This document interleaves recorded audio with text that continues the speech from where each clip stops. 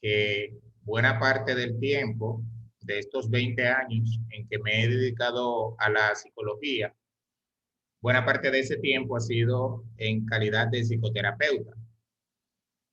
He tenido la dicha de trabajar con niños, adolescentes, con adultos jóvenes, adultos mayores, con hombres que tienen sexo con hombres, con trabajadoras sexuales, con usuarios de drogas, con personas viviendo con VIH, o sea, con grupos bien diversos. He trabajado en comunidades muy pobres y todas estas experiencias, de alguna manera, me han permitido comprender un poco acerca de los procesos de atención a las personas en la diversidad que éstas presentan. Entonces, en esta noche vamos a compartir un poco sobre esto, específicamente de la comunicación. Como la semana pasada, la idea es que podamos ir presentando y que al final de la presentación, entonces, podamos socializar algunas inquietudes que ustedes puedan tener. En terapia sistémica, ya que hice una maestría en intervención sistémica y terapia familiar, en terapia sistémica existen diferentes corrientes que intentan explicar el comportamiento del ser humano. En sí, el enfoque sistémico, más que intentar explicar la conducta del individuo,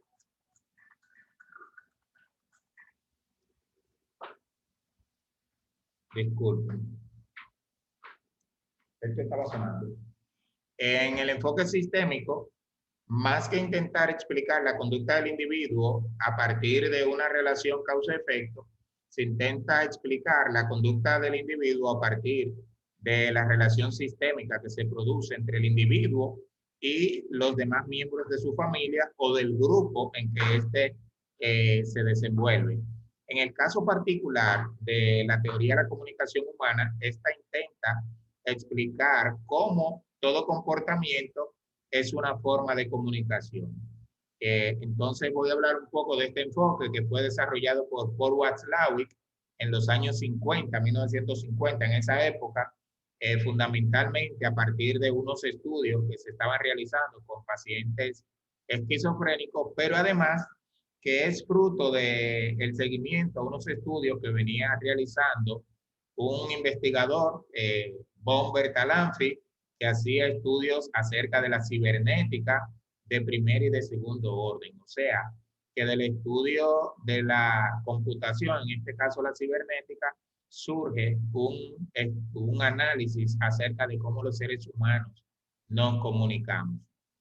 Y de ahí partimos entonces a comprender algunas ideas de cómo nosotros utilizamos la comunicación en los procesos psicoterapéuticos. Aquí algunas ideas iniciales. La comunicación, ¿qué es?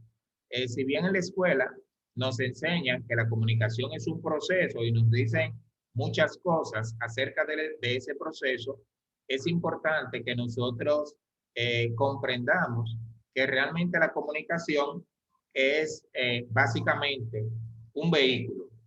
Desde el enfoque de la teoría de la comunicación humana se considera que la comunicación es un medio, un vehículo, un medio de transporte y que este vehículo realmente lo que hace es manifestar el comportamiento del ser humano. Por eso se dice que el vehículo de las manifestaciones conductuales es la comunicación. O sea, básicamente lo que esta idea encierra es el hecho de que el comportamiento comunica.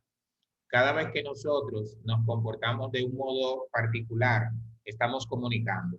Y el video que estaba puesto antes de que comenzáramos este diálogo es de una serie titulada En Terapia, en la cual uno puede visualizar cómo un terapeuta y diferentes pacientes que llegan hasta su consulta se comunican. Se comunican a través de lo que hablan, pero también se comunican a través de cómo se mueven, cómo se sientan, perdón, los gestos que realizan, las miradas, las posturas, porque todo esto comunica.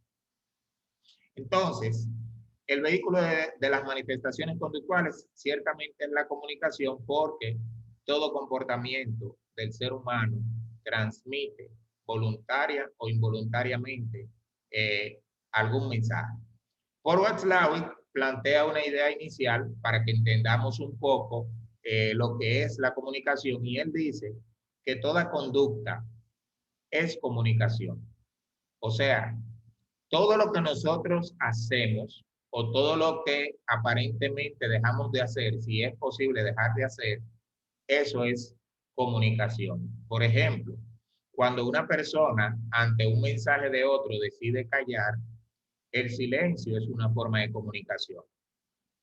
Recuerdo haber recibido en terapia a una jovencita de 13 años que había tomado la decisión de no emitir palabras y llevaba una semana sin emitir palabra alguna, y cada vez que su mamá se comunicaba con ella, ella solamente respondía con movimientos afirmativos o negativos de la cabeza. O sea, que si la madre le habla y ella no reacciona, o sea, no hace ningún gesto ni responde verbalmente, tendemos a pensar que no hubo comunicación. Sin embargo, el silencio, en este caso, intenta transmitir un mensaje. Ciertamente, quien recibe el silencio como mensaje empezará a hacer una serie de interpretaciones que podrán ser acertadas o podrán ser equívocas. Y en la mayoría de los casos correremos el riesgo de equivocarnos, porque cada vez que interpretamos el comportamiento del otro, lo estamos haciendo a partir de las experiencias nuestras, no a partir de las experiencias del otro. Y esto entonces abre una gran brecha al error.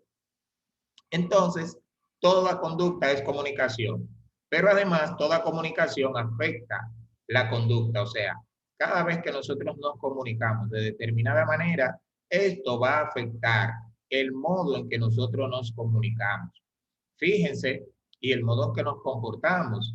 Fíjense que cuando una persona le dice a la otra, yo te quiero, y si ese yo te quiero viene cargado de un tono de ternura, de una mirada agradable y de un ambiente probablemente íntimo, entonces esto va a hacer que si la persona que recibe el yo te quiero es una persona un poco tímida, va a hacer que probablemente esta persona que es un poco tímida se sienta más en confianza y probablemente se atreva a dar pasos que anteriormente no se había atrevido a dar. De modo que en este caso la comunicación de su consorte de alguna manera le abre la puerta a poder aperturarse más. Lo mismo, por ejemplo, que un hijo o una hija adolescente decide confrontar a su padre o a su madre y de repente le sube la voz a un nivel o a un modo que esa madre o ese padre considera que es impropio. Y ese padre o esa madre recurre a una situación, a una conducta extrema, probablemente le da una bofetada al hijo o a la hija, y ese comportamiento del padre o de la madre de dar la bofetada a ese hijo que ha transgredido una línea, que se ha sublevado, entonces hace que el hijo baje la guardia y que evite en otro momento reaccionar de la misma forma. El comportamiento del padre o de la madre de dar la bofetada tiene un significado. No estamos diciendo que sea adecuado. No, simplemente estamos poniendo el ejemplo para señalar que este comportamiento de la bofetada tiene un significado y transmite un mensaje. Y el adolescente que recibe el mensaje entonces va a modular su conducta a partir de esa experiencia. De manera que cada vez que nos comunicamos, entonces estas comunicaciones afectarán el comportamiento del ser humano, afectarán la manera en que nos comportamos. Y cuando hablamos de afectar, no tenemos que pensar en algo negativo. Una comunicación afecta la conducta en el sentido de que la hace moldearse, la hace modificarse, la hace ser de un modo determinado. Y esto puede ser entonces positivo o negativo, positiva o negativamente. Algunos conceptos básicos que propone la teoría de la comunicación humana desarrollada por Paul Watzlawick. Lo primero es que plantea que toda comunicación tiene una función, o sea, o tiene un conjunto de funciones. La comunicación no se da porque sí.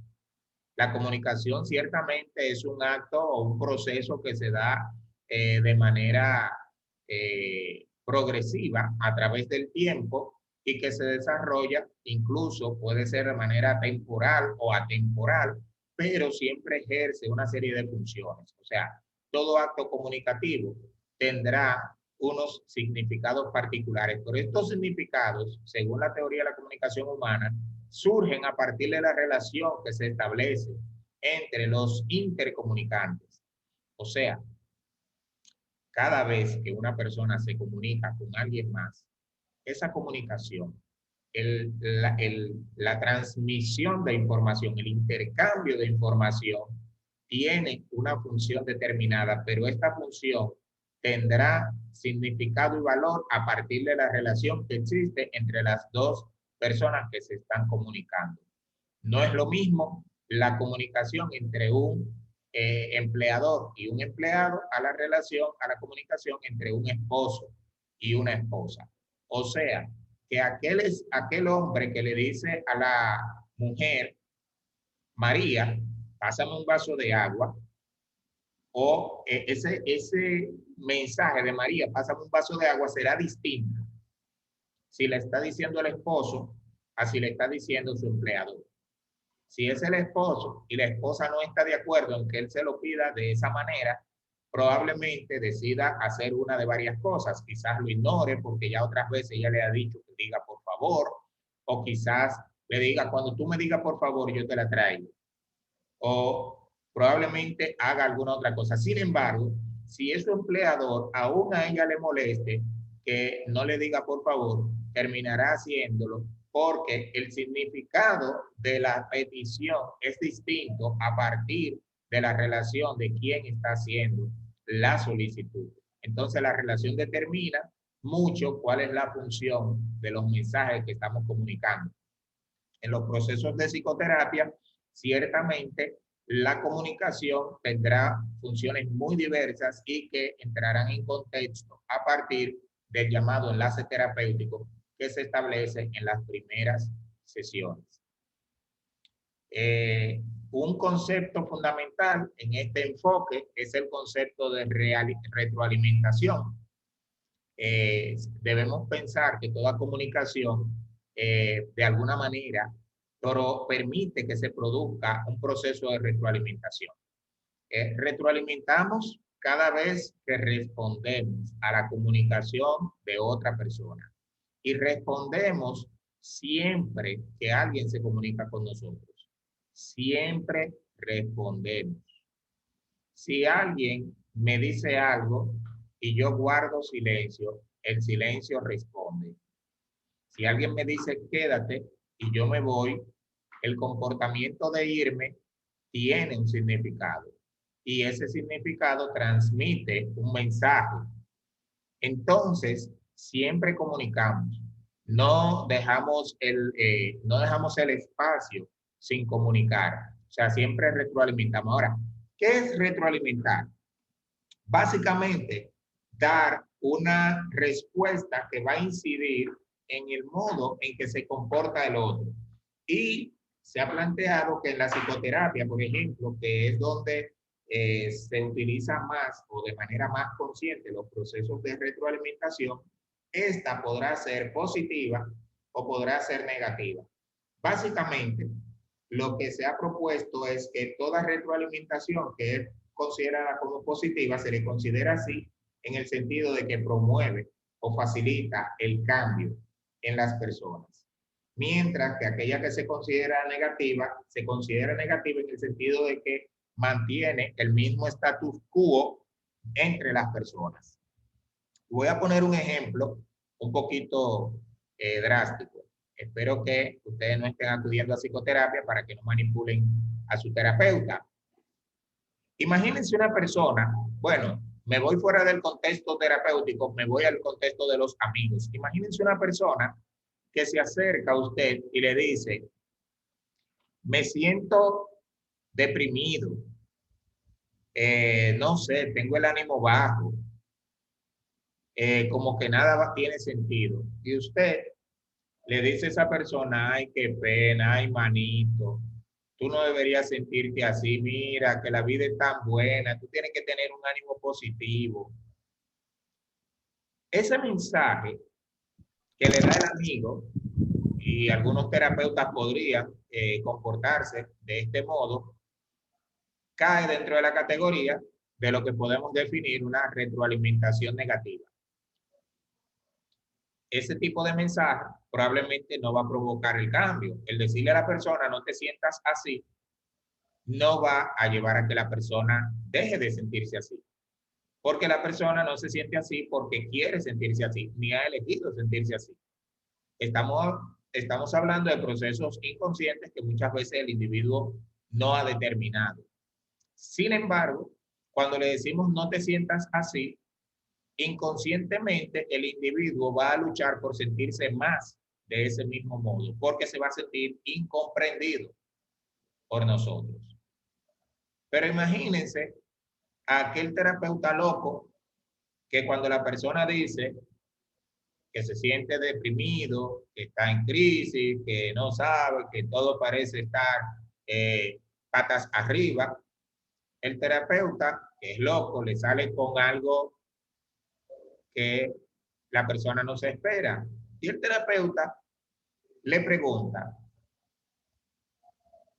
¿y sentirse deprimido, sin ánimo, como que nada tiene sentido, es bueno o es malo para usted en este momento, en esta etapa particular de su vida? Ante esa pregunta, piensen ustedes, ¿qué ustedes responderían? No tienen que decirlo por aquí, solamente quiero que se tomen 30 segundos para pensarlo. ¿Qué responderían ustedes? Ustedes le acaban de decir al terapeuta que se sienten deprimidos y él les pregunta que si eso es bueno o es malo para ustedes en esta etapa particular de su vida, de su evolución como personas.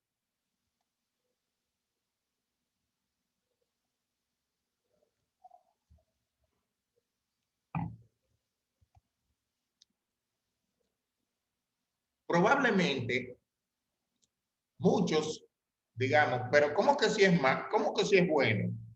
No, no es bueno. ¿Qué está haciendo el terapeuta?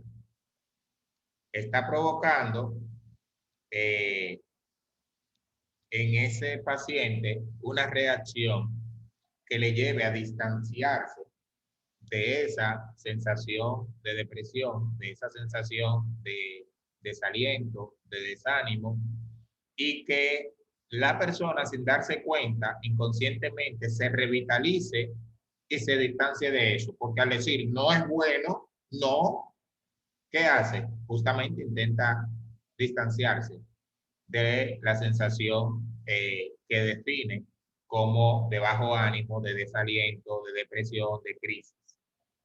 Entonces, si esto promueve el cambio, si una comunicación de esta naturaleza promueve el cambio, entonces esta comunicación será considerada como una retroalimentación positiva, en el sentido de que va a promover el cambio, va a ayudar a que la persona se movilice hacia una posición diferente de la que se encuentra. Para promover el cambio, los terapeutas en los procesos comunicacionales utilizamos estrategias como el uso de paradojas. Una paradoja, desde el enfoque de la teoría de la comunicación humana, es una comunicación que contiene dos mensajes contradictorios ambos, y que la persona que los recibe se puede ver atrapada entre ambos mensajes con la dificultad de que no puede satisfacer uno sin poder, sin satisfacer al otro. O sea, cada mensaje contradice al otro y entonces es difícil eso genera que la persona se quede en una especie de limbo comunicacional que trae consigo que la persona tenga que estar repitiendo el mensaje en su mente con la intención de encontrar una salida. Y esto ciertamente ayudará a provocar el cambio. Por ejemplo, recuerdo que en una ocasión andaba con mis hijos en un supermercado y había sido un día bien difícil porque habían ocurrido algunas situaciones que de alguna manera modificaban nuestra vida que habíamos estado llevando hasta el momento, nuestro estilo de vida. Y cuando vamos para el supermercado, le digo a ellos, miren, voy a comprar cosas específicas que están en esta lista. No hay dinero para más. Entonces espero que por favor no me pidan nada que no esté en esta lista en el camino. Y vamos, entramos, empezamos. Y claro, como niños al fin, en un primer momento estuvieron tranquilitos, pero luego, papi, compra esto, papi, compra aquello. Y en un momento yo iba tranquilo, no les decía nada, pero insistieron tanto que en un momento me detuve y les dije, miren, recuerden que yo les dije que es lo de la lista. No vamos a comprar nada que no esté en la lista. Y una señora que pasaba por el lado me miró y dijo, si todos los padres le hablaran así a sus hijos. Yo realmente no supe cuál fue el mensaje que ella intentó comunicarme. No solo por las palabras que usó, sino por la entonación, el gesto, la forma, y todavía pasaron años y ese mensaje se repetía. Ella quiso hacerme un elogio o quiso hacerme una reprimenda por la forma en que me estaba yo comunicando con mis hijos en ese momento. Las paradojas lo que buscan es eso, dejar a la persona en esa doble posición de no saber si es una cosa o si es la otra. Pero esa indeterminación del mensaje justamente es lo que empuja a la persona a poder adecuarse hacia la realidad del cambio. Entonces, las paradojas en muchas ocasiones ayudarán a la persona a recibir una retroalimentación positiva. Por ejemplo, cuando algo que pasa mucho ante las situaciones de pérdidas, cuando una persona pierde a un familiar y van los allegados a dar el pésame, muchas veces uno escucha frases como esta, te acompaño en tus sentimientos. Otras frases de las que uno escucha, ay, no te sientas así, que la vida continúa. Ay, yo sé lo que eso, yo sé lo que significa perder a un hermano, a un primo, a una madre, a un padre, a un hijo. Y otras tantas frases que en la mayoría de los casos el deudo las percibe como palabras vacías. Y por tanto, más que generar una sensación de identificación, de, eh, de empatía, lo que genera es una sensación de rechazo por el que escucha el mensaje, porque este tipo de mensajes muchas veces denotan una incomprensión del modo en que la persona se siente, por el hecho de que los sentimientos son muy personales. Ante una experiencia dolorosa, nadie sabe cómo se siente el otro, porque son muy personales. O sea, si yo vivo una experiencia de dolor, yo la viviré de un modo, pero no quiere decir que todo el que tenga la misma experiencia o una experiencia similar a la mía, lo vivirá del mismo modo. En el caso de las pérdidas, son tan subjetivas las experiencias que dos personas pierden a un mismo familiar, por ejemplo, dos hijos pueden perder a su madre, dos hermanos, perdón, pierden a su madre y cada uno vivirá su experiencia de dolor de manera distinta. Es que el vínculo es lo que le dará sentido y significado a esa experiencia de dolor. Pero muchas veces queremos identificarnos con el otro y le decimos, yo sé lo que tú estás sintiendo. y no hay nada más falso que eso, y por tanto, ese tipo de mensaje se vive como una retroalimentación negativa y no conduce al cambio, sino que conduce a la homeostasis. Homeostasis es mantener el sistema del mismo modo en que está funcionando. En cambio, alguien que se acerca y que dice, no me imagino el dolor tan grande que debes estar viviendo. Si la persona lo dice de corazón, si la persona lo cree así y lo percibe así, este tipo de mensaje refleja más una comprensión de la experiencia del otro y por tanto se percibe como una retroalimentación positiva que puede movilizar mucho más al cambio en la otra persona. Entonces, en el caso, por ejemplo, de los padres y los hijos adolescentes, los padres consideran que sus hijos adolescentes se están comportando de manera rebelde y entonces les reclaman duramente. Y mientras más rebelde parece estar el adolescente, más le reclaman, más duramente le reclaman los padres. Pero el reclamo duro, más que ayudar a que el adolescente cambie, ciertamente lo que hacen es que generan mayor rebeldía. Y por tanto, estos reclamos por parte de los padres se constituyen en una forma de retroalimentación negativa. Mientras que aquellos padres que deciden cambiar de postura, que deciden analizar mejor la dinámica de cómo se produce la rebeldía del adolescente, podría descubrir un modo distinto de comunicarse que ayude a que el adolescente pueda movilizarse hacia el cambio. Entonces,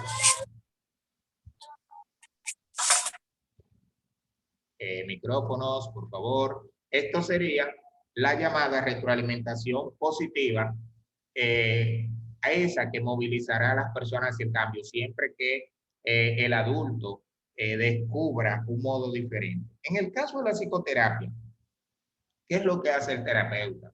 Que ayuda a las personas a cambiar. Los terapeutas, cuando se trata de retroalimentación, procuran primero comprender cuál es el flujo de comunicación de las personas, cuál es la dinámica a través de la cual las personas se comportan y se comunican, para entonces tratar de hacer una serie de cosas o de aplicar una serie de estrategias que ayudarán a promover el cambio. Una de las estrategias que muchas veces se utilizan es no ir en contra de los sentimientos de la persona. Cuando no se va en contra de los sentimientos de la persona, el terapeuta lo que hace es utilizar una técnica que hace muchos años, una técnica milenaria que los orientales utilizan en las artes marciales. Cuando una persona que practica artes marciales se va a enfrentar a un oponente mucho más fuerte que él, lo que hace es utilizar la fuerza del oponente en contra de él mismo. Tú vienes con fuerza, me echo a un lado y con tu misma fuerza te tiro hacia el piso. Entonces el terapeuta aprende a utilizar esta habilidad. No me voy a ir en contra de lo que tú me estás planteando, me voy a ir en la misma línea que tú y por tanto será más fácil, yendo en tu misma línea, tomar parte de lo que tú me estás comunicando para entonces ayudarte a ver las cosas desde una perspectiva diferente. Redundancia. ¿Qué es redundancia desde el punto de vista de la comunicación humana? Redundancia es decir lo mismo de diferentes formas.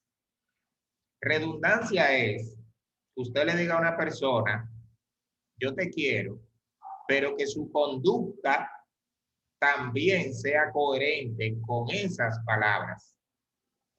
Por ejemplo, hay personas que le dicen al hijo, vete, vete, si tú eres un hombre, vete. Ahí hay un mensaje verbal, vete, y hay un mensaje no verbal y paraverbal que está diciendo, si te vas, habrán consecuencias. Por lo que te sugiero que te quedes. Ahí hay una paradoja. No hay redundancia, pero en la redundancia es cuando tanto el mensaje verbal como el no verbal son coherentes. Alguien que le dice a otra persona que yo te quiero, pero en sus gestos, en su comportamiento, en el tono, el otro percibe que sí lo quiere y se siente querido.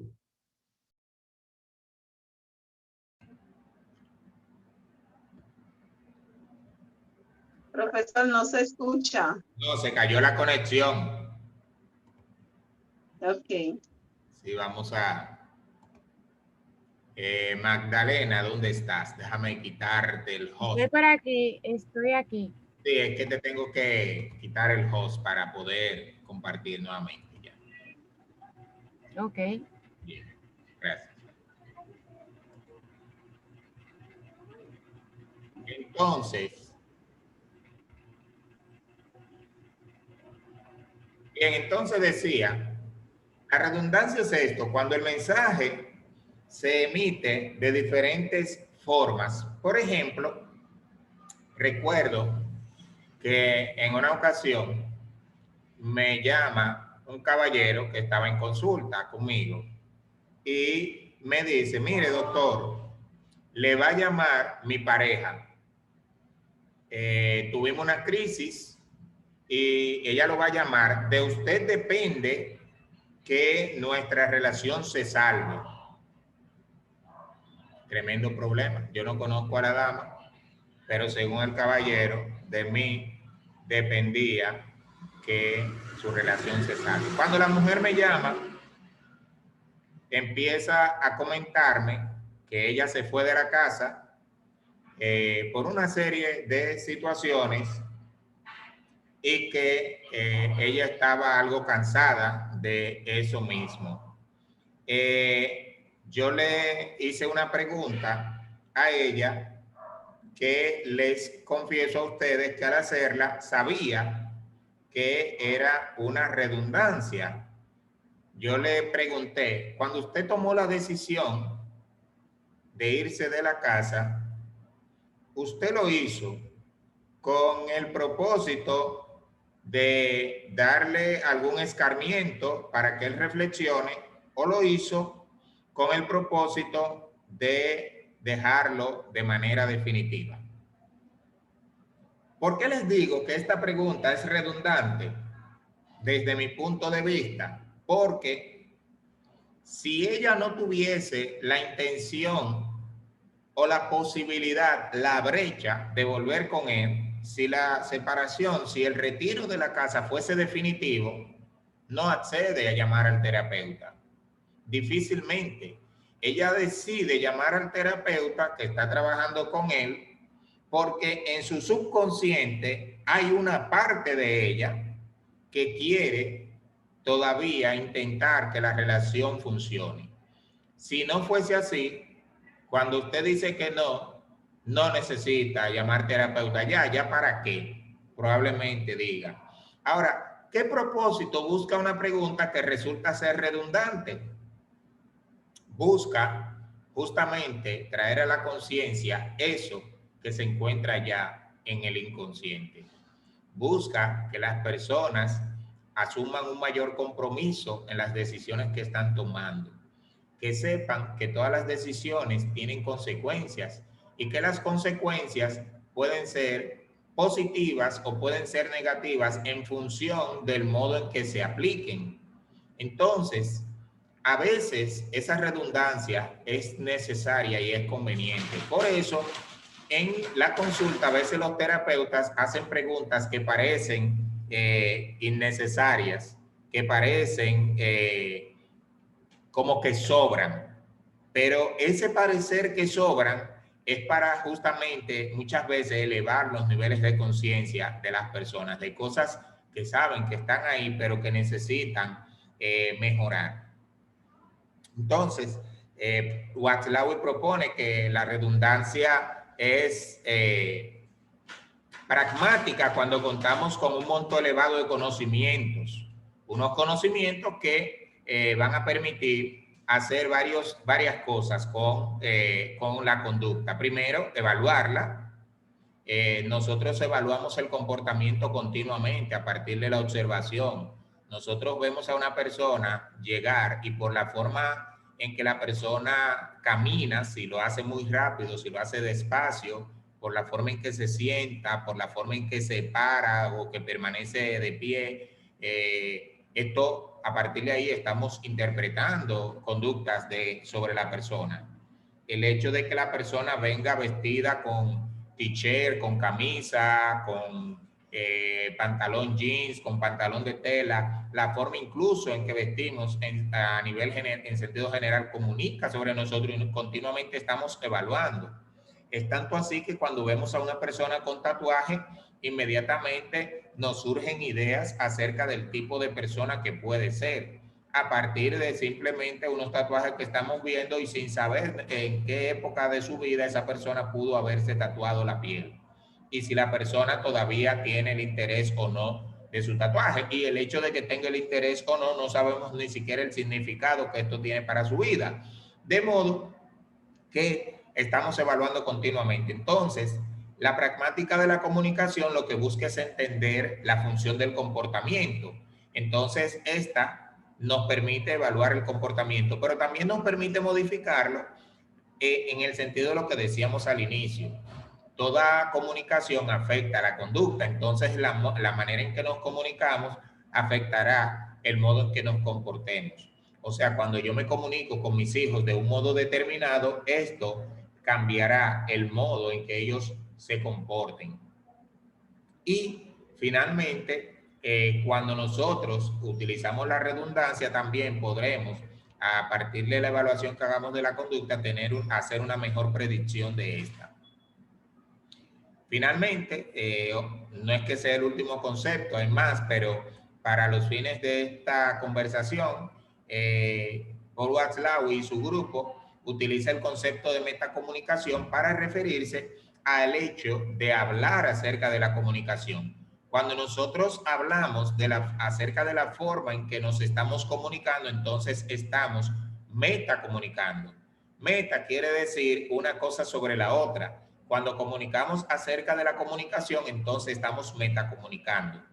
Si un esposo le pregunta a la esposa, ¿tú te has fijado el modo en que, el tono con que me estás hablando? Si una esposa le pregunta al esposo, ¿tú te has dado cuenta que últimamente cuando yo te pregunto algo, tú subes la voz? Entonces, cuando se habla acerca de la forma en que se está usando la comunicación, las personas están metacomunicando. La metacomunicación es esencial para poder corregir los problemas de la comunicación. Y una de las grandes debilidades que tenemos las personas es que nos resulta difícil metacomunicar. Por ejemplo, en la experiencia de trabajo con parejas, una de las cosas que uno ve es que a la gente realmente le cuesta hablar acerca de la forma en que se comunican. Por ejemplo, es común encontrar la pauta de que tienen una serie de temas pendientes que consideran que son importantes, pero viene uno de los dos, el esposo o la esposa, y pone un tema. Entonces, empiezan a hablar de ese tema. Rápidamente sube la ansiedad, la tensión entre ellos dos, y entonces al subir la ansiedad ocurre que pasan de un tema a otro, porque cuando pasan al otro, entonces la tensión va a disminuir un poco, pero luego rápidamente en ese otro tema la tensión también sube y entonces pasan a otro. Y a veces en un intento de diálogo de unos 30 minutos pueden haber pasado por 4 o 5 temas que le generaron mucho malestar a cada uno de los dos y no resolvieron ninguno de los temas, sino que terminaron noqueados los dos, frustrados los dos, cada uno más convencido de que el otro está equivocado, de que es imposible comunicarse con el otro y que no van a llegar a ninguna parte. Pero esto se debe, entre otras cosas, a que no se está metacomunicando. Y una de las cosas que buscan los terapeutas, por ejemplo, un terapeuta de orientación estructural, como lo hacía Salvador Minuchin, va a provocar que en la misma sesión la pareja dialogue, que dialogue acerca de un problema, no de varios, de uno. Y el terapeuta será una especie de referee que va a estar pendiente para cuando uno intente desviarse a la derecha o a la izquierda, entonces, no, es ahí, es este, no es otra cosa. Y va a insistir, cuando uno de los dos intente cortar la comunicación, va a insistir para que continúen el proceso comunicativo. Y les va a ayudar a ir un poquito más lejos de lo que habitualmente llegan cuando intentan comunicarse. Entonces, si es un terapeuta de otra orientación, también tendrá las técnicas de dicha orientación.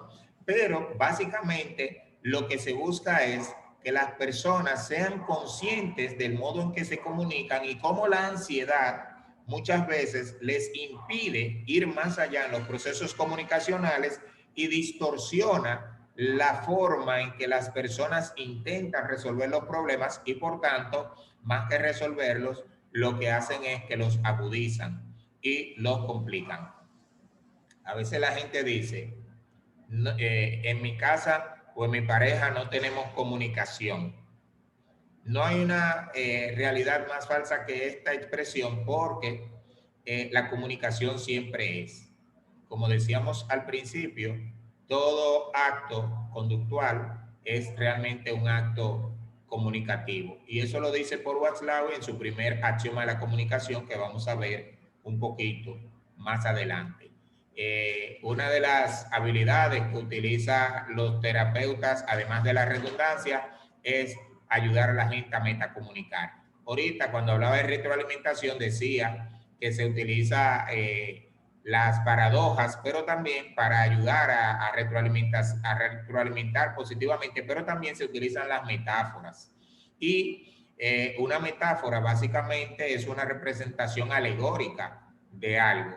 Por ejemplo, alguien que dice que está sumergido en una depresión, que se siente muy mal, que está atormentado, y el terapeuta en la exploración descubre que lo que le atormenta son algunas experiencias del pasado que la persona vive repitiendo en su mente continuamente. Entonces el terapeuta podría hacer la alegoría, pareciera ser que todas estas experiencias negativas vienen hasta usted como una especie de nube oscura, nube negra, que intenta nublar, oscurecer todos sus pensamientos, sus ideas.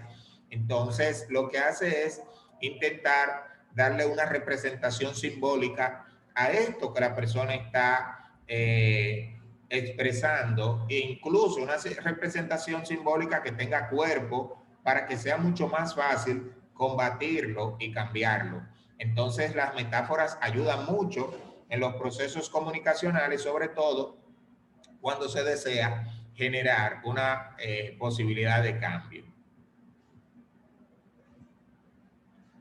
Entonces, aquí están los axiomas que propone Watzlawick en los procesos psicoterapéuticos. Son realmente muy valiosos. Yo considero que independientemente de cualquier modelo terapéutico con que se trabaje, utilizar los axiomas o ser conscientes de ellos ayuda mucho a que se pueda generar el cambio. Un axioma es como una ley que se cumple el 100% de los casos. Entonces, Paul Watzlawick plantea el primer axioma y él dice que es imposible no comunicarse. Y plantea esto porque él dice, bueno, toda conducta tiene valor de mensaje. Entonces él dice, es imposible no comportarse, o sea, todo lo que hacemos es conducta. Si todo lo que hacemos es conducta, hablar, callar, estar despierto, estar dormido, movernos, estarnos inmóviles, cualquier cosa que hagamos es conducta. Y toda conducta en una relación entre dos o más personas tiene valor de mensaje, entonces toda conducta es comunicación. De modo que como una persona no puede dejar de comportarse, entonces la persona tampoco puede dejar de comunicarse. Y la mejor forma de expresar esto, él dice, imagínese a una de las damas que está en esta reunión, que se sube en una guagua que va para el sur. o para el Cibao, o para el este, para donde ustedes quieran ir, de esas guaguas que duran 3, 4 horas en el camino. Y cuando usted se sube a la guagua, se toma el asiento que le corresponde o el que usted eligió porque le gusta ir pegada a la ventana, lo que sea, y entonces viene y se sienta al lado suyo un caballero. Un caballero que quizás no tiene el aspecto que a usted le gustaría, pero él se sentó ahí. Ya usted no tiene para dónde moverse. La guagua arrancó. Y el individuo empieza a ponerle conversación. Y usted desea no hablar porque no quiere establecer conversación con esa persona por la razón que sea, pero la persona empieza y pone temas y temas y temas. Usted, como desea no comunicarse con la persona, puede hacer varias cosas. Una de las cosas que puede hacer es que de repente usted mueve la cabeza ante algo que él le dice y usted empieza a mover la cabeza sí o no. Pero cada vez que usted mueve la cabeza queriendo que él se desanime de hablar con usted, usted le está respondiendo. Por tanto, usted queriendo no comunicarse, se está comunicando. Y al comunicarse, el mensaje que él recibe es que lo está haciendo bien. O sea, que si él continúa, usted va a hablar más. Entonces la persona insiste. Quizás usted recurra a una técnica diferente. Quizás de repente usted le diga, excúseme señor, yo tengo un dolor de cabeza fuertísimo. Ahora no. Entonces está recurriendo al síntoma. Sí, está inventando un síntoma con la intención de no comunicarse. Para alimentar el síntoma también se está comunicando. Y de hecho, el mensaje que comunica con el síntoma es, mire, no es que yo soy maleducada. A mí me gustaría comunicarme con usted, pero hay algo mayor que yo, hay algo más fuerte que yo que me impide poder comunicarme y es este fuerte dolor de cabeza, migraña o lo que sea. Lo que sea que usted se invente. Hay personas que se inventan celas dormidas, se inventan que tienen un sueño y se ponen una gafa oscura o se ponen un audífono a alto volumen, pero todos esos comportamientos están comunicando. No quiero comunicarme, no me interesa comunicarme y por tanto, cada intento que hace la persona de no comunicarse es una comunicación. O sea, que resulta imposible no comunicarse. En los procesos de psicoterapia, una madre, un padre va con un hijo adolescente y este hijo dice que va a ir pero que no va a hablar, como quiera. Con su silencio, este adolescente va a hablar. O sea, se comunicará.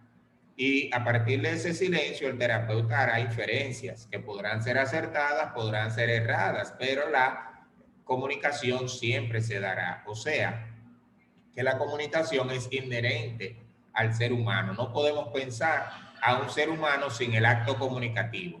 El acto comunicativo realmente es propio del ser humano. Luego tenemos el segundo axioma que propone Watzlawick y es que toda comunicación se da en dos niveles. Él propone un nivel de contenido y propone además un nivel de relación. A nivel de contenido, Watzlawick dice que cada vez que nos comunicamos hay un mensaje contenido en las palabras. Y voy a poner el ejemplo de ahorita. Imagínense a un marido que le dice a la esposa, María, tráeme un vaso de agua. Pero otro le dice, mi amor, ¿tú me puedes traer un vaso de agua, por favor? En ambos casos hay una misma solicitud, un vaso de agua. Sin embargo, ese es el contenido. En ambos casos el contenido es el mismo, un vaso de agua. Sin embargo, a nivel de relación hay dos mensajes diferentes. El primero, que dice, María, tráeme un vaso de agua, está diciendo, mira, yo estoy por encima de ti, yo tengo autoridad sobre ti y por tanto te puedo dar órdenes y por tanto te estoy ordenando que me traigas agua. Sin embargo, el otro que dice por favor y lo dice en un tono más suave está diciendo, mira, tú y yo estamos en igualdad de posición y por tanto yo reconozco que tú puedes decidir traerme o no el vaso de agua y por tanto yo te pido que por favor, en esa libertad que tienes de decidir no traerlo, que lo traigas. Todo eso está contenido ahí. En la terapia, una de las cosas, una de las formas en que uno percibe este elemento de relación es que muchas veces, sobre todo en la mujer, uno descubre una especie de desaliento, de desánimo por la relación que han estado viviendo, de disgusto, parece como si se le fueran las fuerzas y muchas veces la persona no encuentra cómo explicar todo ese desaliento y eso tiene que ver con esto, con el nivel de relación. Porque el nivel de relación en la comunicación muchas veces es difícil ponerlo en palabras. Es que la persona ni siquiera sabe decir qué es lo que le ha quitado las ganas de estar en la relación. Y es por esto, porque hay un contenido, pero la forma en que expresamos el contenido hace que a nivel relacional alimentemos una buena relación o destruyamos esa buena relación. Entonces, el nivel relacional que se transmite en cada mensaje es más fuerte y tiene más valor en los procesos comunicacionales. Un esposo, por ejemplo, que sabe que a su pareja le gustan los detalles, que le gustan las sorpresas, cada vez que intenta sorprenderla con un detalle o con una sorpresa, a nivel relacional le está diciendo, eres importante para mí. Probablemente esto sea lo que perciba la pareja. Sin embargo, hay que ver siempre el contexto de cómo lo hace para que el contenido no vaya a estropear, sino que sea redundante con el nivel relacional de la comunicación. En el caso de los padres, la forma en que se comunican con sus hijos, por ejemplo, algo que he visto en terapia, a veces es padres que le suplican a los hijos, sobre todo a los hijos adolescentes, pero a veces incluso a niños.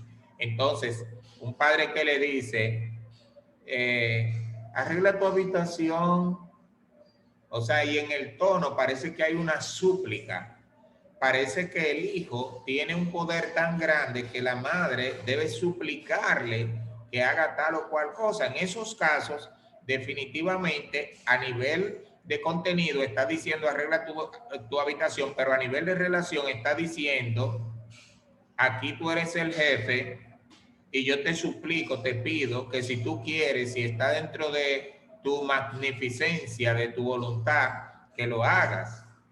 Entonces, cuando resulta una súplica por parte de una madre, de un padre que se supone que deben tener autoridad sobre su hijo, entonces esto le da un poder al hijo por encima de los padres y por tanto afecta el modo en que estos se van a comportar. El tercer axioma que plantea Watzlawick habla acerca de la puntuación de la secuencia de hechos, y es que toda comunicación se da en una especie de continuo, es una línea continua en el tiempo a través de la cual las personas nos comunicamos. Y es interesante que lo que ocurre hoy en la relación entre dos personas está mediatizado por lo que ocurrió ayer. Por ejemplo, recuerdo que en una ocasión llegó hasta mi consulta un joven que estaba atravesando un proceso de separación de su relación de pareja bien difícil. Y cuando él llega, que empezamos el diálogo informal, una de las primeras cosas que él decía era, doctor, pero usted es una persona muy preparada. Y yo le pregunto, ¿cómo así? Él me dice, no, es que yo estuve viendo y vi que usted ha hecho muchos cursos, ha hecho muchas cosas. Y yo digo, pero ¿dónde usted vio eso? Venga acá, doctor, pero a mí me lo recomendaron, pero yo no voy a venir donde alguien sin saber quién es. Yo lo googleé a usted y yo lo busqué aquí, allí, en cada página que pudo. Puntuación de la secuencia de hechos. O sea, el proceso comunicacional entre este joven cliente y el terapeuta no inició en ese momento. había iniciado antes sin el terapeuta siquiera saberlo. Tan solo con el hecho de que la persona fue referida, cuando la persona empieza a buscar información, ya está teniendo un lazo comunicacional con el terapeuta que puede decir, sí, voy a ir donde él, o puede decir, no, no voy a ir donde él. De repente, si este caballero, al ver una foto del terapeuta, dice, pero este es el hombre con que yo me topé el otro día. Sí, cuando yo quería salir por una calle y él andaba en un carro y nos topamos de frente, que el tipo salió y me habló duro y me subió la voz, pero este es el mismo, este es el terapeuta, yo no voy por ahí. O, pero este es el señor que en la fila en el supermercado quería colarse a la mala y tuvimos una discusión por eso. O sea, los procesos comunicacionales se dan en una secuencia donde a veces ni siquiera tenemos conciencia. La forma en que nos comunicamos hoy está interrelacionada dependiendo de cómo nos comunicamos ayer. La comunicación en una relación de pareja en un momento determinado tiene que ver con toda la historia. Y alguien puede decir, yo no soy recorrista, yo no vivo guardando. Miren, los seres humanos tenemos una memoria que no se borra. Algunas informaciones se guardan en el inconsciente, otras se guardan en el consciente. Algunas de esas informaciones que guardamos en el inconsciente quizá no las podamos recordar a voluntad. Dice Freud que vendrán en diferentes formas, aparecerán en forma de sueño, de visión, de no sé qué cosa. Pero la realidad es que las experiencias del pasado configuran nuestras reacciones del presente. Por ejemplo, atendiendo a un hombre en una ocasión, en una consulta de pareja, pero digo atendiéndolo a él porque en un momento me enfoqué en él. Él planteaba que él había tenido una reacción inadecuada con su pareja e incluso la había estado acusando de que ella probablemente lo estuviese engañando. Y al explorar esto, la señora dice, ah, no, lo que pasa es que él hace tantos años atrás tuvo una pareja que lo engañó y él se quedó con eso ahí. Y él después, cada mujer que él tiene, él cree que le hace lo mismo.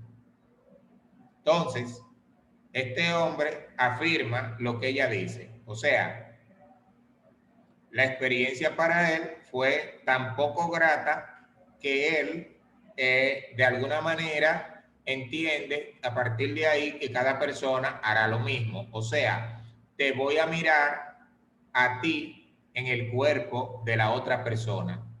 Entonces, hay una secuencia en la puntuación de hechos porque aunque la persona no haya dado evidencias, pero a partir de unos comportamientos que pueden ser parecidos a los de la otra persona, entonces yo hago una asociación y te acuso. Esto no tiene ningún tipo de validez, pero la persona hace la asociación y lo cree como cierto, y al creerlo como cierto, la realidad es lo que nosotros configuramos en nuestra mente. Entonces, una situación crítica en la puntuación de la secuencia de hechos es que cada uno de nosotros interpreta los sucesos siempre o casi siempre a partir del comportamiento del otro. Siempre pensamos que fue el otro el responsable de lo que pasó. Imagínense el caso de dos niños que vienen donde su madre. Uno viene corriendo tras el otro y el que llega primero dice, mami, fulanito me dio. Y el otro dice, sí, pero porque tú me empujaste. Sí, pero porque tú me tiraste agua. Sí, pero porque tú me sacaste la lengua. Sí, pero porque tú, sí, porque... Y cada uno empieza a señalar un punto de inicio previo donde el otro es el responsable. En las relaciones de pareja pasa igualito. El hombre interpreta su comportamiento a partir del comportamiento de la mujer. Y la mujer hace lo mismo. Interpreta su comportamiento a partir del comportamiento del hombre. Y una de las grandes limitaciones para que la gente cambie, sobre todo en una pareja, es esa, que cada uno cree que es el otro el responsable de lo que está pasando y por tanto no se moviliza hacia el cambio. Si yo creo que es el otro el que tiene que cambiar, yo voy a permanecer igual. Y lo interesante es, por ejemplo, el caso de este caballero que le pongo de ejemplo, que acusaba a su pareja porque entendía que tenía comportamientos parecidos a la que lo engañó. Oigan qué interesante. Con esa pareja que lo engañó, ¿verdad? En verdad lo engañó, él la encontró con otro, él no tuvo hijos con ella, pero viviendo con ella, él tuvo 2 hijos de 2 mujeres diferentes. Entonces, él tiene 2 hijos de 2 mujeres diferentes viviendo con esa mujer y no pasa nada. Pero la mujer lo engaña y ya es un evento traumático que se le queda fijado y lo más grave que pudo haber pasado en la vida al punto de que ya él vive juzgando a las demás mujeres a partir del comportamiento de esa. O sea, vivimos con una doble moral donde lo que nosotros hacemos es normal, comillas, y lo que hace el otro es lo más grave que puede pasar sobre la faz de la tierra. No decimos que el comportamiento de uno sea válido, pero tampoco lo será el comportamiento del otro siempre que incurra en el mismo tipo de comportamiento. De modo que, claro, tenemos una cultura donde pensamos que como hombres podemos hacer muchas cosas y que la mujer no puede hacerlas, y esto ciertamente al hacer a la relación y en la terapia muchas veces nos vamos a encontrar con esta dualidad de personas que se comportan de un determinado modo, pero esperan que su pareja no se comporte así. Esperan que su pareja pueda tolerar eso. Ella puede tolerar que yo tenga 2 hijos en la calle, pero yo no puedo tolerar que ella se dé la misma libertad que yo me doy de acostarse con alguien más.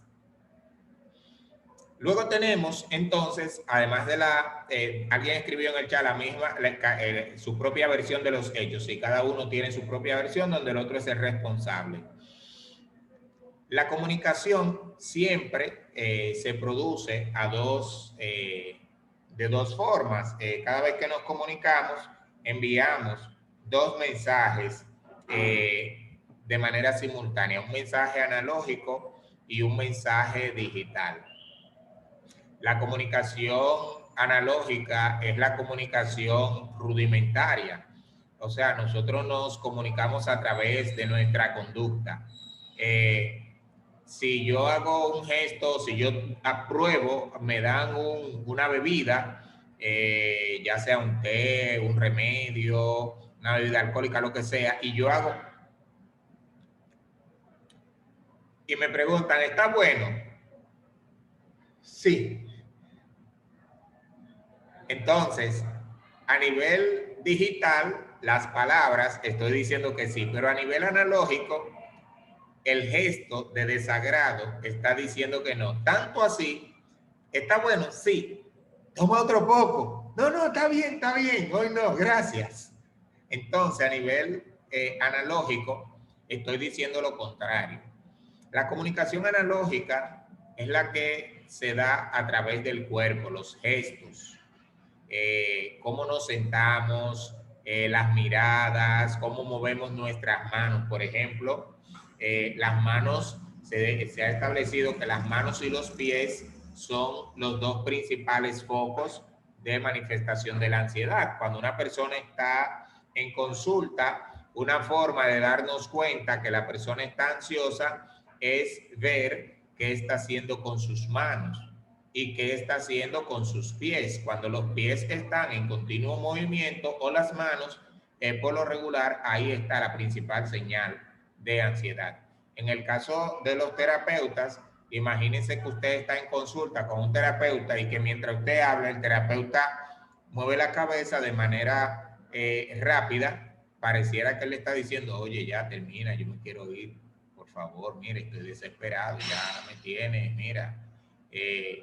Sin embargo, un movimiento ligero de cabeza ocasional, la persona podría estar interpretando que es que simplemente le está escuchando y que está interesado en lo que está recibiendo. De modo que la comunicación analógica siempre tendrá más peso sobre la manera en que nosotros percibimos el mensaje. Como habrán 2 mensajes, uno digital y uno analógico, nuestro cerebro le va a dar más peso al mensaje analógico. diariamente nosotros le preguntamos a personas allegadas, ¿cómo te sientes? Y nos dicen, bien. Y entonces a veces seguimos de largo y no le prestamos atención. Sin embargo, nuestro cerebro, nuestro sistema nervioso se da cuenta que aunque la persona dijo bien, que realmente la persona no está bien, que la persona más bien se siente mal o se siente desanimada o algo así. Pero muchas veces el mensaje analógico se desdice del mensaje digital. Y finalmente, se habla de que la interacción puede ser simétrica o puede ser complementaria. Y toda comunicación simétrica es cuando las dos personas que se están comunicando tienen el mismo grado de poder, están en un mismo nivel. Se habla de que la relación es complementaria cuando las dos personas que se están comunicando, una complementa la posición de la otra. Por ejemplo, si nosotros nos preguntamos, ¿qué necesita una persona para ser considerada madre? Bueno, para que una mujer sea considerada madre es necesario que tenga hijos. Si tiene hijos es madre. Entonces el hijo complementa a la madre complementa al hijo. ¿Qué complementa a un amo? Bueno, el esclavo y viceversa. Lo que complementa a un esclavo es el amo. Entonces, cuando se habla de complementariedad, vamos a encontrar que siempre habrá una diferencia en el grado de poder que manejan las personas dentro de la relación. En una relación y en términos de comunicación, el poder es la capacidad de influir sobre el otro. Un profesor influye sobre sus alumnos y esto le confiere cierto grado de poder. Pero el poder es relativo, porque hay una cuota de poder que viene dado con la posición y hay otra cuota que se desarrolla a partir del modo en que la persona se conduce, del modo en que la persona se comporta. De modo que en la relación simétrica se espera que exista el mismo grado de poder. Se espera, por ejemplo, que entre dos hermanos la relación sea simétrica, cada uno tenga tanto poder como el otro. Se espera que en una relación de pareja la relación de poder sea simétrica, o sea, que tanto marido como mujer tengan igualdad de poder en la toma de decisiones. Y una de las realidades que nos encontramos en los procesos de psicoterapia es que muchas veces uno de los dos tiene más poder que el otro. En la mayoría de los casos nos vamos a encontrar una relación donde el hombre goza de más poder que la mujer, al punto de que muchas veces, más que simétricos, son complementarios y se comportan como si él fuese el padre y ella la hija. Aunque también nos vamos a encontrar algunas relaciones donde la mujer se comporta como si fuese la madre de su esposo y él fuese el hijo. Esto no tiene nada que ver con la edad de las personas. Esto tiene que ver más bien con la forma en que las personas se conducen. Si nosotros tomásemos la teoría de Salvador Minuchin, que habla acerca de los subsistemas dentro de la familia, y también una teoría que habla acerca del orden del nacimiento y la influencia que éste tiene sobre el comportamiento de las personas, uno puede pensar que una relación donde la mujer es hermana mayor dentro de su sistema de origen y el hombre es hermano menor dentro de su sistema de origen, es posible que esta mujer se comporte desde una posición superior y pueda adoptar una relación de madre con este esposo y él pueda adoptar una relación de hijo. Esto porque los hijos menores muchas veces, no siempre, tienden a comportarse de un modo en que requieren la protección de alguien y requieren ese alguien que esté por encima de ellos, porque a eso es que están acostumbrados. Y los hijos mayores, en este caso sería la hija, están acostumbrados a mandar, a ordenar, a dirigir. Entonces es más fácil para una hija mayor, si se une con un hijo menor, entonces ser ella quien dirige los procesos y rápidamente o sin darse cuenta ambos pueden caer en una dinámica donde la mujer se comporte como si fuese la madre de este hombre y el hombre puede comportarse con facilidad como si fuese el hijo de esta mujer. Claro, cuando en una relación de pareja se da esta complementariedad, en vez de cansa a las personas y les genera una gran insatisfacción, aunque están acostumbrados a esa dinámica. Bien, entonces,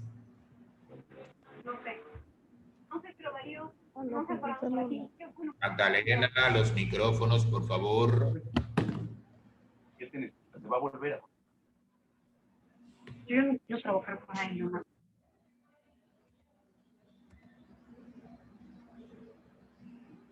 Bien.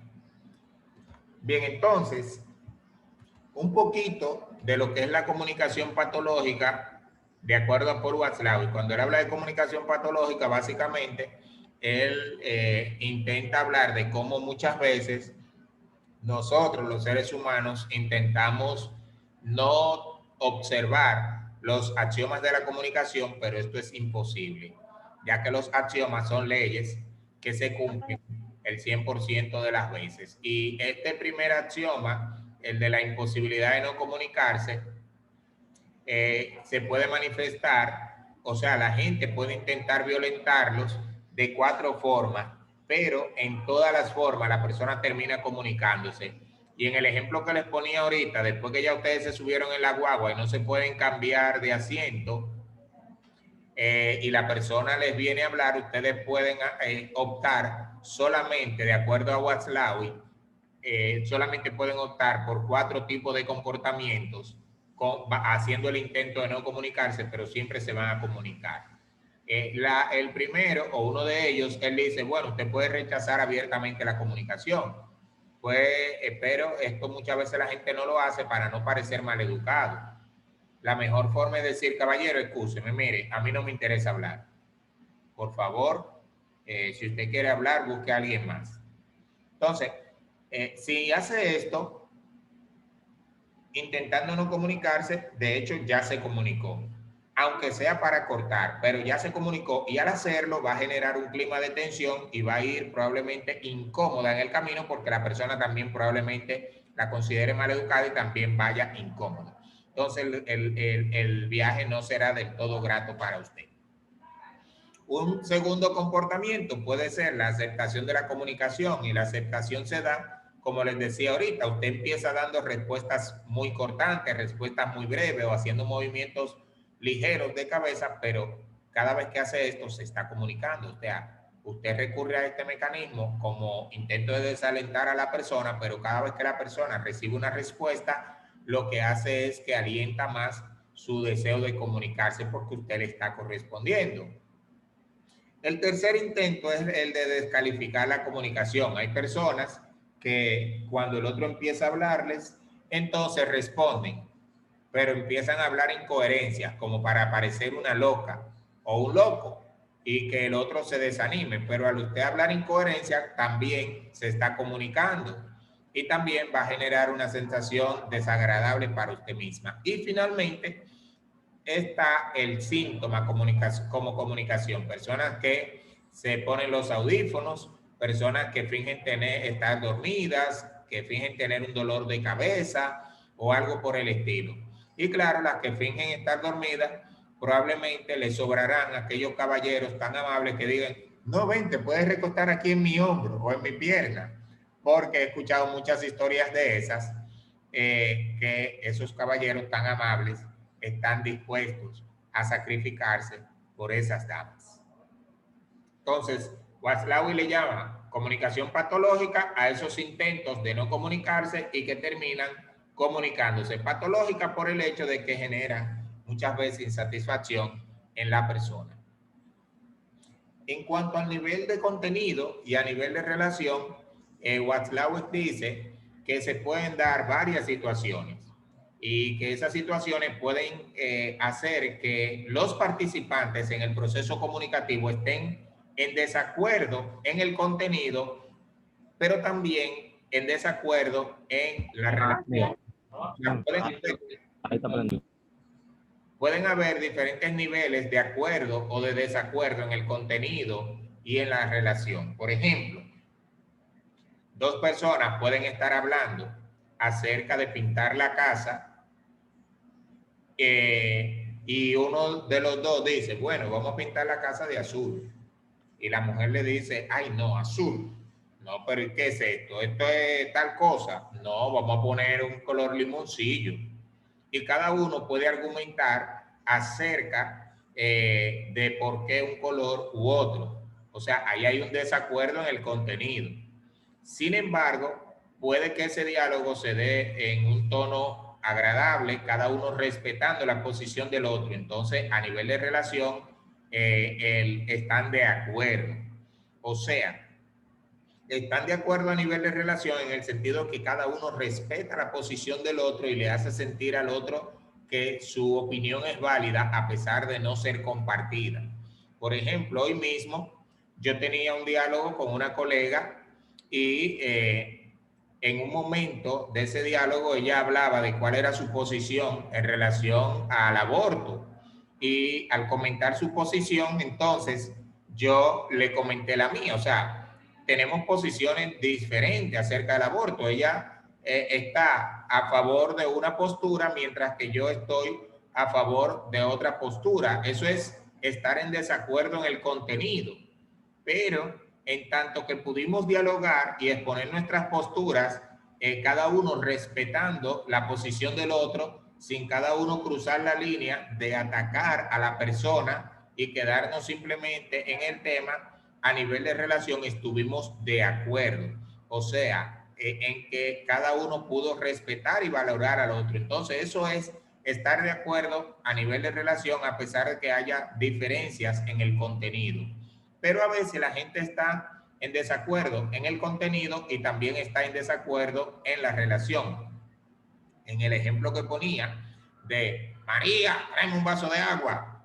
María puede decidir, tú verás, no le voy a llevar nada, a ver si esas son formas de pedirme el agua a mí. Ella lo piensa. Eso es el pensamiento. Entonces, a nivel de contenido, ella puede estar en el ánimo de llevarle el agua, pero al no llevársela está en desacuerdo porque no se la está llevando. Pero a nivel de relación también está en desacuerdo porque él está interpretando que él tiene derecho a darle órdenes, mientras que ella está interpretando que no, que ellos son iguales.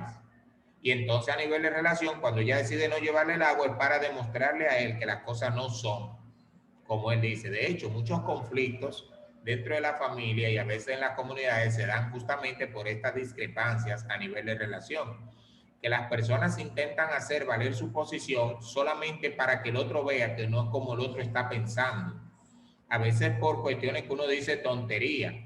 Y como dicen por ahí, no fue por los 5 pesos, es por lo que significaba eso que él estaba haciendo, no fue por los 5 pesos en sí. Entonces,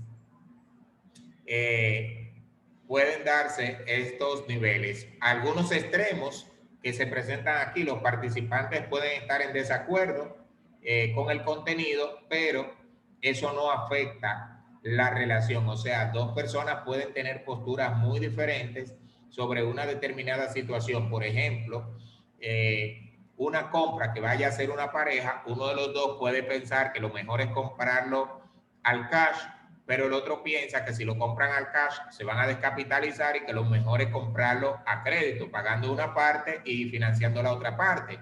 Entonces ahí a nivel de contenido hay un desacuerdo y puede que puedan manejar la situación de un modo que eso no afecte la manera en que se relacionan, excelente. Pero ¿qué ocurre? Que en otros casos los participantes pueden estar de acuerdo en el contenido, pero no en la relación. O sea, la mujer puede estar perfectamente de acuerdo en llevarle el agua, pero no en la forma en que él se la está pidiendo. Entonces ahí evidentemente no está de acuerdo en la relación, porque incluso puede decirle, cuando tú digas por favor, o cuando tú hables en un tono diferente, yo te llevo agua. Entonces al decírselo, le está expresando claramente que no está de acuerdo en el nivel de relación, aunque esté de acuerdo en el contenido. O puede incluso que hasta le lleve el agua. Y al dársela le diga, mira a ver la forma en que tú pides las cosas, que yo no soy tu sirvienta. Otra opción, el punto C, es que pueden darse algunas confusiones, tanto en el contenido como en la relación. Puede que la gente no tenga muy claro una cosa u otra, y esto no es conceptualmente que tengan que tenerlo claro, sino que a nivel de la forma en que la gente se trata, necesita diferenciar con quién está tratando, si está tratando con su esposa, con su hija, con la trabajadora del hogar, con la trabajadora de su empresa o con el trabajador de su empresa. Tenemos que tener claro con quién nos estamos comunicando para utilizar la forma de expresión más adecuada. Y finalmente, aquí se plantea que hay una serie de situaciones en las que una persona se ve obligada de diferentes formas a dudar de las propias percepciones, tanto en el nivel del contenido a fin de no poner en peligro una relación. Y esto muchas veces se da sobre todo durante el noviazgo. Durante el noviazgo la gente se esfuerza mucho por mantener esa relación, sobre todo cuando hay un noviazgo en un contexto religioso o de familias conservadoras, que las personas intentan mantener ese noviazgo quizás porque hay una promesa de matrimonio o algo por el estilo. Entonces, las personas pueden en momentos determinados dudar de las percepciones propias y de que lo que están percibiendo no es así. Sobre todo aquellas esperanzas de que él va a cambiar o ella va a cambiar, y nos creemos el sueño de que cuando nos casemos las cosas serán mejores. Pero la triste realidad de todos los que ya han transitado ese camino es que los pequeños defectos que se perciben en la relación de noviazgo son la denuncia de las grandes diferencias que se vivirán en el matrimonio, porque una vez que exista más confianza, eso se manifestará de manera exponencial, multiplicado. Entonces,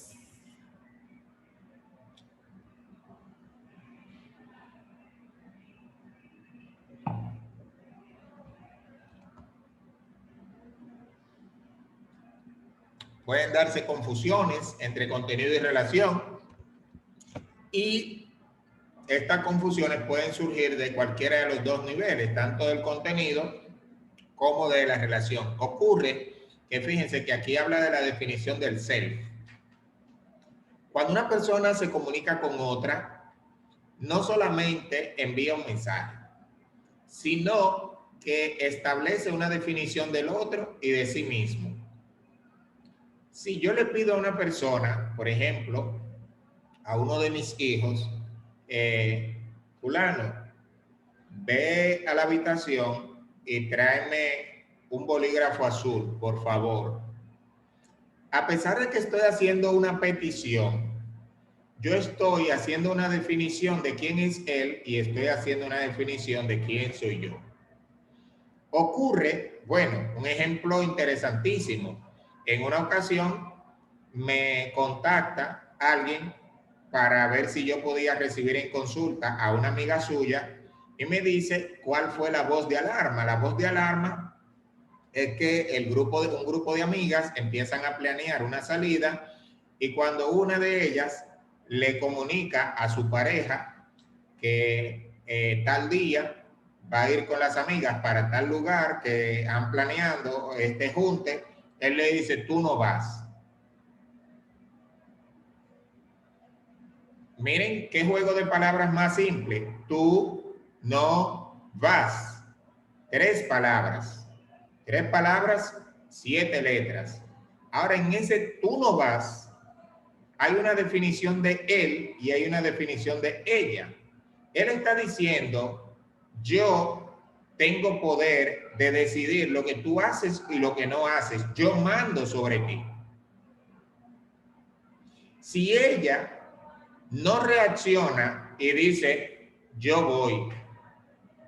Si ella no reacciona y se somete, ella está validando lo que él acaba de hacer. Y al validarlo, el mensaje que él recibe es, sí, tú eres una autoridad sobre mí y yo debo someterme a lo que tú decidas. En cambio, cuando ella dice, sí, yo voy, le está diciendo, mira, la definición que tú tienes sobre ti mismo, de que tú estás por encima de mí, de que eres mi amo, mi dueño, es errada. Realmente yo tengo potestad sobre mí misma. Yo no estoy por debajo de ti, sino que estoy a tu propio nivel. Cuando ella decide ir, le está comunicando todo eso. Sobre todo si no se va escondida. Sobre todo si se va haciéndole saber que se va. Entonces, en esa definición del self, cada uno da, en cada vez que nos comportamos, damos una definición de nosotros mismos, pero también damos una definición del otro. Y esa definición, cuando el terapeuta está con la pareja en consulta, va a ayudar a las personas a ser conscientes de cómo la forma en que se comunican está enviando mensajes acerca de cómo se perciben a sí mismos y acerca de cómo perciben al otro. Es normal que en nuestra cultura muchos hombres perciban que la mujer es un objeto de su propiedad. La parte más triste y más delicada es que muchas mujeres también lo creen así, que son un objeto, propiedad de un hombre. Y una relación donde las personas no se sienten libres, tanto el hombre como la mujer, es una relación que va a generar cierto grado de insatisfacción en aquella parte que se siente ser propiedad del otro. Porque cuando algo es propiedad de otro, debe someterse a ese otro. Fíjense que el que tiene un animal o lo tiene amarrado o lo tiene en un corral que limita el espacio en que éste se puede mover o lo tiene dentro de una jaula. El sentir que algo es de nuestra propiedad limita la libertad de ese algo. Incluso si tenemos una planta, la tenemos en nuestro jardín o la tenemos en un macetero o en algo que sintamos que es nuestro. Nadie dice, yo tengo un pino en el Pico Duarte. No, porque el pino ahí es libre. Nadie dice, yo tengo una paloma. ¿Y dónde está? Anda volando por ahí. Nadie dice, yo tengo un perro. ¿Y dónde está? No, el perro está por allá, en otra provincia. No, aquello que sentimos que es nuestro, lo tenemos limitado. Y el perro que es nuestro no sale cuando él quiere, sale cuando nosotros decidimos. Y la cotorra que es nuestra, o el animalito, o el pez que es nuestro, lo tenemos dentro de una pecera y establecemos de qué tamaño va a ser la pecera y qué tipo de cosas habrá dentro de esa pecera. Y somos nosotros que decidimos. Y qué bueno que en esta reunión hay muchas mujeres, porque sería bueno que cada una de ustedes piense un poco qué tanto han sido socializadas para sentir que son propiedad de un hombre. Porque siempre que una persona sea propiedad de otra, estará sujeta a que ese otro o esa otra determine lo que va a pasar con uno. Y esto pasa también a modo inverso. Algunos hombres que sienten ser propiedad de algunas mujeres o algunas mujeres que sienten que el hombre es propiedad de ella. Esto no quiere decir que usted no sienta tener algún grado de derecho sobre su pareja, pero cuando ese grado de derecho le lleva a sentir que es poseedor de una propiedad, entonces esa definición del self puede generar dificultades en la relación. Entonces, puede darse en estas confusiones que una persona confirme al otro, y es lo que decía, si el hombre le pide el vaso de agua dando una orden y la mujer va y busca el vaso de agua, entonces ella está confirmando la definición que él tiene de sí mismo y la definición que él tiene de ella. Sin embargo, cuando ella decide no poner asunto, ella está rechazando y está diciéndole que esa definición es errada. Está el rechazo. El rechazo es cuando la persona le dice, mira, no, tú estás equivocado. Esta mujer que les pongo de ejemplo, ella se fue a la actividad con sus amigas. Y cuando ella se fue, él empezó a llamarla. Lo bueno es que ella le insistió tanto a la amiga que le orientara qué hacer, que la amiga decidió en un momento tomar el teléfono y guardarlo. Ven, dámelo. Claro, ahí la amiga le sirve de consorte para que ella tenga la capacidad de cambiar la dinámica relacional y enviar un mensaje donde le dice al otro, yo no estoy realmente bajo la propiedad que tú crees tener. O sea, si estamos en una relación, es una relación de igualdad donde yo puedo decidir tanto como tú. Y estoy hablando de una pareja que no vivía junta dentro de casa. Se consideraban ser pareja, pero él vivía en su propio espacio y ella en la de ella. O sea, alguien dice que dejó de escucharse. Debe revisar su audio. Creo que aquí está más o menos bien. Y finalmente está la desconfirmación. La desconfirmación es el mensaje más fuerte que puede una persona recibir. ¿En qué consiste? Desconfirmar es decirle a la persona, tú no existes. Imagínense que usted le envía un mensaje a alguien, WhatsApp, y la persona lo vio y no le respondió. Me dejó en visto.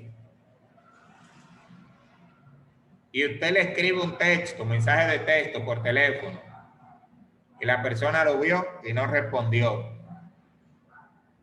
¿Qué usted percibe? Bueno, la mayoría de los casos eso genera un malestar grave. Y la cantidad de pensamientos que se generan a partir de esta experiencia son innumerables. Pero el no responder es sinónimo de decir, tú no existes. Fíjense que cuando alguien está discutiendo y el otro no reacciona, el que está discutiendo se pone colérico, se encoleriza, porque el silencio, el permanecer inmutable, le está diciendo, tú no existes. Y el mensaje más gravoso para alguien es que se le indique que no existe. Eso es la desconfirmación.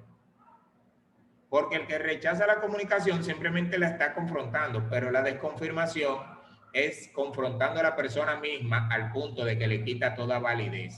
Y esto es sumamente grave. Magdalena, vamos a dejarlo hasta ahí. Mira a ver, Magdalena, si hay preguntas que la hagan ahora. Quedan 3 axiomas, esa lo dejamos para algún otro momento. Los axiomas de la comunicación, los procesos de psicoterapia, forman parte del diplomado en psicoterapia sistémica que impartimos en el Centro de Aprendizaje y Cambio SEAPSI, un diplomado que tiene una duración de 5 meses y en el cual nosotros socializamos varios enfoques. Hablamos del enfoque sistémico, un enfoque que permite comprender el comportamiento humano, no solo a partir de lo que hace una persona, sino a partir de la relación que esta persona tiene con sus familiares inmediatos y con aquellos grupos que le rodean. Además, en ese mismo diplomado abordamos el enfoque estructural de Salvador Minuchin, que permite comprender cómo las familias funcionan, dividiéndolas en subsistemas. Trabajamos el genograma familiar, que permite comprender cómo funcionan las familias, aunque el genograma se puede entender desde una teoría llamada transgeneracional de Bowen y Bonson-Nagy, pero además desde el enfoque estructural se puede interpretar también el genograma familiar. Y el genograma familiar ayuda a comprender por qué algunas personas se comportan del modo en que lo hacen. A veces nuestra familia nos configura que nos comportemos de determinado modo. También en este diplomado tratamos acerca de la terapia narrativa y más adelante tendremos algún momento un diálogo sobre la terapia narrativa. Para mí la terapia narrativa es un enfoque sumamente rico porque de la mano con la teoría de la comunicación humana utiliza mucho las metáforas, los cuentos, las historias para ayudar a las personas a cambiar. Y también hablamos de la terapia sistémica breve, la terapia centrada en soluciones. Todo esto en 5 meses de duración. Así que, nada, yo sé que Magdalena pronto les traerá una oferta buena de ese diplomado para que puedan participar. ¿Verdad, Magda? Excelente, sí, voy a ver qué puedo organizar para los participantes. También quiero recordarles que el miércoles pasado nosotros comenzamos en nuestro diplomado de modificación de conducta, el cual está en una oferta de 2,000 pesos. Aquellas personas que estén interesados, pues todavía tienen tiempo de unirse en esta semana. Solamente tienen que hacer su depósito y enviar el comprobante por nuestro número de WhatsApp y inmediatamente van a estar agregados en el diplomado. Es importante que no se pierdan. Esta oportunidad es única. El diplomado en circunstancias normales cuesta 8,000 pesos, o sea que 2,000 pesos, señora, hasta prestado lo podemos conseguir. Y por otro, en otra información, aquí, Buenas noches, Magdalena. buenas. ¿Y aquí qué horario es el diplomado? Miércoles de 7 a 9 de la noche. Solo los miércoles. Eso sí, solo los miércoles. Es un diplomado masivo en el cual hasta ahora tenemos, cierren los micrófonos, por favor, para que pueda darle bien la información. Hasta ahora tenemos, creo que son como 115 personas porque es un diplomado masivo y tenemos espacio hasta 150 personas, así que tienen la oportunidad de inscribirse ahora en estos días antes de que comencemos la segunda clase. Si alguien tiene alguna otra pregunta, dígame. Mira, yo quisiera que ellos puedan, de lo que conversamos ahora, indicarnos algunas impresiones que tengan, algunas inquietudes, pero en relación a ese diplomado, nosotros decidimos implementar algunas estrategias novedosas. Una de esas estrategias es la creamos un grupo privado de Facebook a través del cual estamos haciendo unas socializaciones y la experiencia hasta ahora es sumamente enriquecedora. La gente está hablando de cosas que van a ayudar a comprender mucho el porqué del comportamiento de los niños, de los adolescentes y luego de las personas adultas. La modificación de conducta no es solo para niños, es para adultos. Todos podemos ser objeto de modificación. Pregunta Naomi, ¿darán certificado de este taller? De cada conferencia, Sí, Naomi, que impartimos. Dígale, Magda. Dígale. Ok, aquellas personas que quieran el certificado tiene un costo de 300 pesos.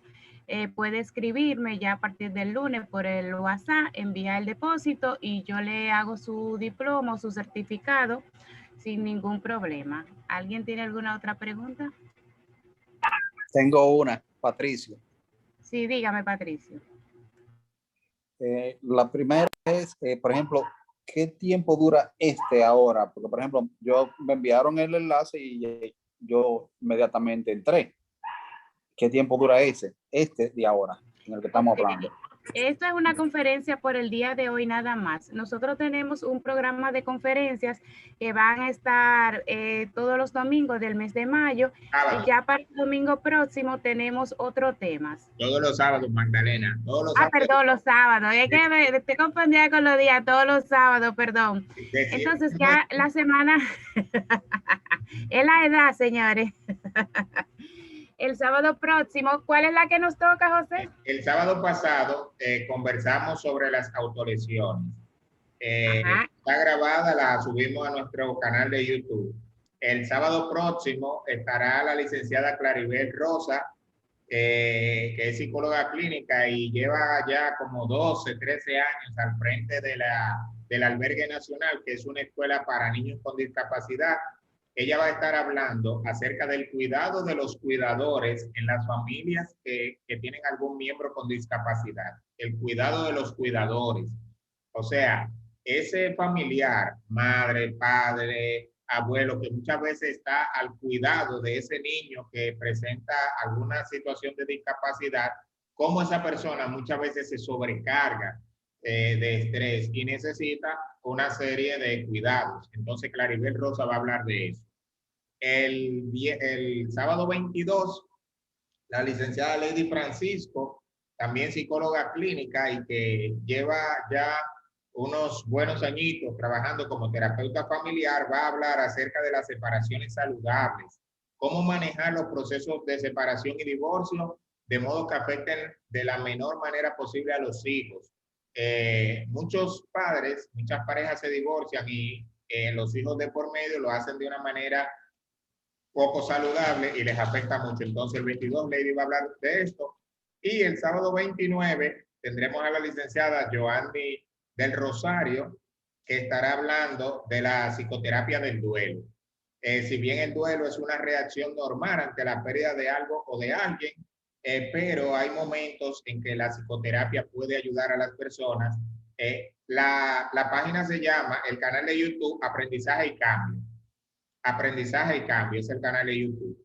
En Instagram y Facebook nuestra página es apsi.rd, pero en YouTube Aprendizaje y Cambio. Entonces, Joanny del Rosario hablará acerca de la psicoterapia del duelo porque hay momentos en que sí es conveniente hacer algún tipo de psicoterapia en determinados procesos. Así que este es el calendario. Las personas que recibieron el enlace y se registraron tienen acceso para todas las conferencias. O sea, van a su correo y ese enlace que les llegó, con ese acceden de manera directa a la conferencia. Lo pueden compartir con otros colegas. Laura pregunta el tiempo, el diplomado de modificación de conducta. Son 4 meses, Laura.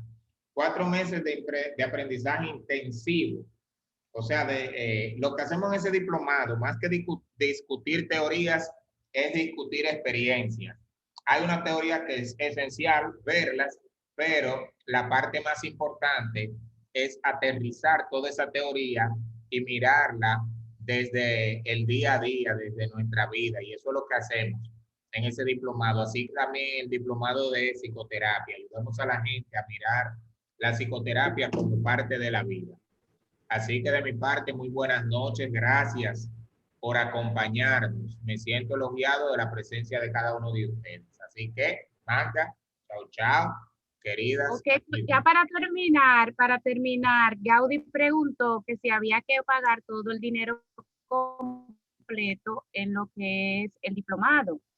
El diplomado, Gaudí, lo puedes pagar en varios pagos. Una inscripción de 1.500 y el resto de cuota de 1.700. Cualquier cosa, tú me escribes y yo te doy esa información por ahí. Y que pasen buenas noches. De psicoterapia, pero el de modificación que está rebajado es un solo pago de 2.000 pesos. Sí, es el de psicoterapia, ya pregunto. Ah, muy bien. Pues nada, cuídense mucho y que tengan buenas noches. Todo. Gracias por acompañarnos. Bye, bye.